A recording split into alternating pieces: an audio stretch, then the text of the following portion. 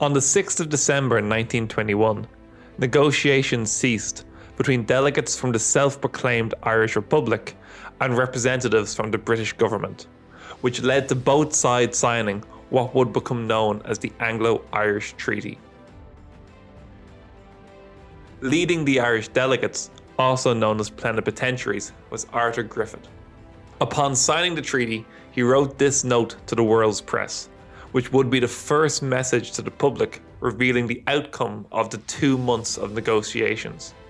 Hastily scrawled and containing 3 crossed-out errors, this short 50-word statement declared that, in his view, the end of the conflict of centuries is at hand.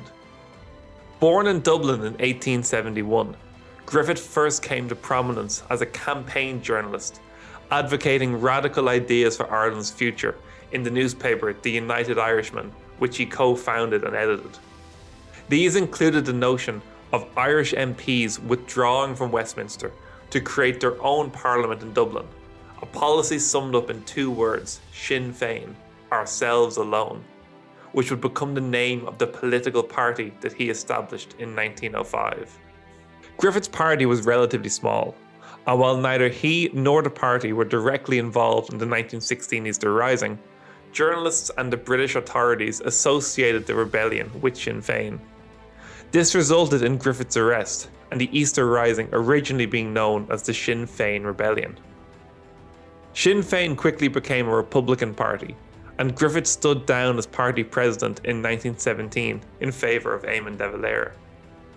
In 1918, Griffith was elected to the First Dáil and was acting president from June 1919 until December 1920, when de Valera was in America. Griffith led the truce negotiations in London when the Irish delegation was sent over by de Valera in October 1921. Lasting 2 months, the negotiations concluded with the signing of the Anglo-Irish Treaty. Although he was not happy with all the terms of the treaty, Griffith was informed by the British Prime Minister David Lloyd George that, if not signed, then the truce that ended the War of Independence would cease, and he believed that the Irish Republican Army were not strong enough to fight again. Upon signing the treaty, he wrote this note to tell the world about the outcome and his reasoning for signing it. Griffith, conscious that he was documenting the decision for the international press, stated, "I have signed a treaty of peace between Ireland and Great Britain.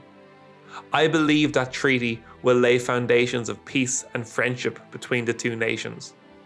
What I have signed, I shall stand by, in the belief that the end of the conflict of centuries is at hand."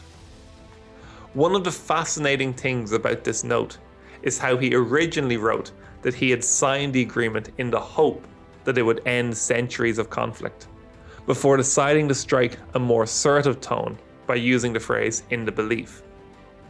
This subtle change may have reflected his training as a journalist in deciding that a more confident word like belief would help to sell the treaty to the public better than hope. Griffith was true to his word to stand by the treaty, and defended his and the other plenipotentiaries' actions during the bitter Dáil debates, which led to the treaty being ratified in January 1922. He became president of the Dáil after de Valera decided to resign and led the anti-treaty TDs out of Dáil Éireann. Griffith died of a brain hemorrhage in Dublin on the 12th of August 1922.